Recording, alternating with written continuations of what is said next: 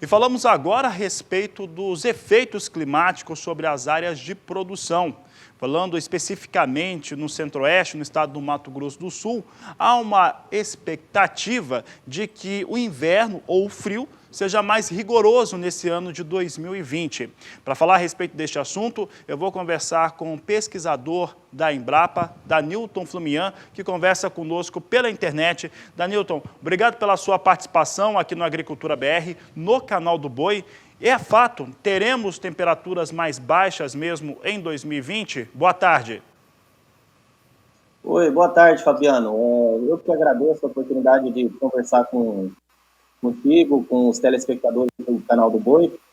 E realmente, ao que tudo indica, Fabiano, esse inverno ele haverá de ser mais rigoroso do que o normal. Para você ter ideia, nós estamos aqui na região de Dourados, no Mato Grosso do Sul, então, numa região que experimenta frio pronunciado mais a partir de junho. E ainda no mês de maio, esse ano, tivemos a entrada de duas frentes frias que derrubaram as temperaturas aqui para próximo de 5, 6 graus. E veja que nós ainda estamos no outono, já que o inverno ele se inicia no mês de junho, no final do mês de junho, né? Então, já é um anúncio realmente de que o inverno deverá ser rigoroso mesmo. Danilton, em relação aos fatores que implicam principalmente na agropecuária, já no começo do ano nós tínhamos algumas previsões, tanto de pesquisadores da Embrapa, colegas seus, mas também do INMET, afirmando que teríamos geadas, e geadas inclusive no Mato Grosso do Sul. Você está lotado na Embrapa Agropecuária Oeste, em Dourados. Essas estimativas de geada devem mesmo ocorrer? Pois é, Fabiano, as instituições são diversas, as que fazem a previsão do tempo no Brasil, né?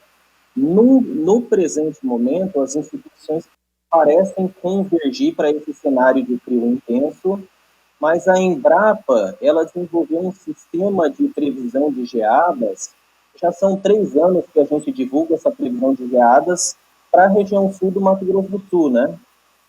E nesse sistema nosso, nós desenvolvemos ele e ele nos permite, já no mês de dezembro, ou seja, no final do ano passado, a gente já anteviu esse cenário, né? Já em janeiro a gente divulgou na mídia a informação de que sim, deveríamos ter uma possibilidade grande, que é de 96% de ocorrer geada no mês de junho deste ano agora. Então, é 96% a probabilidade de que tenhamos geada, e a probabilidade desta geada venha a ser forte também aos olhos, já que é de 74%. Então, não é o melhor dos cenários para a agricultura, né? Nós estamos falando de milho, de pasto, de cana-de-açúcar, de feijão, de hortaliças. Então, essas culturas todas, de uma maneira geral, estão suscetíveis aí a um mês de junho com frio muito intenso.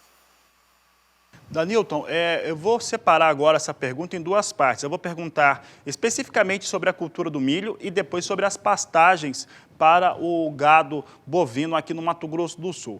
Primeira coisa, em relação ao milho, o milho ele já passou uma espécie de pressão climática no estado sul-mato-grossense por conta do estresse hídrico, porque tivemos um clima mais seco, menos chuvas. Essas geadas, elas acontecem no momento de desenvolvimento do milho, também é bem importante. Isso deve aumentar as perdas para essa cultura? Exatamente. Se a gente colocar o olhar sobre especificamente falando da cultura do milho, nós estamos falando de um plantio de milho que ele foi feito, via de regra, tardio.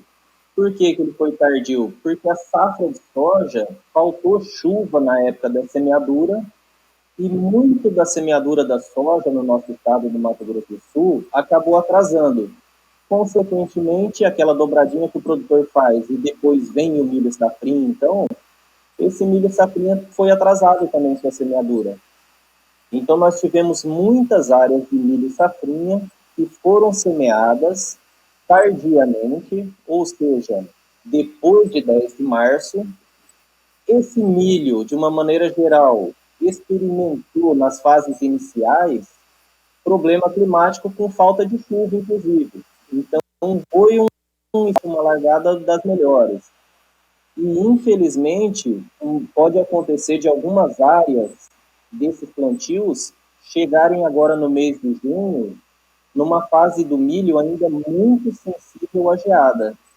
Ou seja, se a previsão ela realmente confirma esses 96% acontece, ou seja, uma geada, o prejuízo pode vir a ser significativo para algumas áreas do milho no nosso estado, especialmente aqui na região sul, que tem bastante milho e, via de regra, as temperaturas, na ocasião do frio, tendem a ser mais frias ainda, né? Tá certo, Danilton. E agora, perguntando especificamente sobre as áreas de pastagem, claro que a região sul do Mato Grosso do Sul é mais afetada, mas esse é um ano diferente porque a intenção de confinamento, não só no Mato Grosso do Sul, mas em todo o Brasil, ficou reduzida. E aí a disposição de pastagem para os animais ganha uma importância ainda maior. E essa produção, né, de campo, né, que são as pastagens, também serão afetadas por geadas e temperaturas mais baixas. Qual que é o cenário que vocês estão vendo aí para as pastagens sul-mato-grossenses? Pois é, aqui no Mato Grosso do Sul, de uma maneira geral, nós utilizamos, enfim, capim tropical, que é um capim que o ambiente dele é sol e água, né? O ambiente que ele se beneficia é exatamente esse. Então, não é um tipo de capim preparado para experimentar temperaturas frias na condição de geada e tolerar isso, né? Então, nós temos uma extensa área com capins, onde pasteja o nosso gado, e especialmente na região sul, talvez menos acentuado, mais para o centro do estado, mas a geada deverá implicar em prejuízos também. Nós estamos falando de previsão de geada já para o mês de junho, e eu não diria que talvez o melhor do cenário seria para julho, não. Então a gente provavelmente deverá ter geadas em junho e depois em julho também deverá ser um inverno não muito bom também para a pecuária nesse contexto, né? Tá certo, Danilton. Danilton, quero agradecer a sua participação aqui no Canal do Boi. Obrigado. Eu que agradeço. Um abraço. Um grande abraço. Eu conversei com Danilton Flumian, pesquisador da Embrapa, falando a respeito dos fatores climáticos no estado de Mato Grosso do Sul.